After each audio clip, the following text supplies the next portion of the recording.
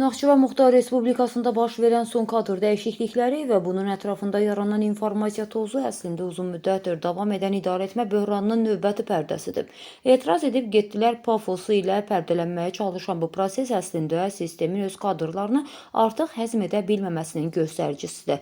Bunu öz açıqlamasında jurnalist Nahid Canbaxışlı qeyd edib. O daha sonra fikrini belə ifadə edərək qeyd edib ki, Naxçıvana kənardan gətirilən və dövlət proqramlarının icrasını iflic edən bu şəxslərin fəaliyyəti kadr təyinatlarının hansı meyarlarla həyata keçirildiyini ciddi şübhə altına alır.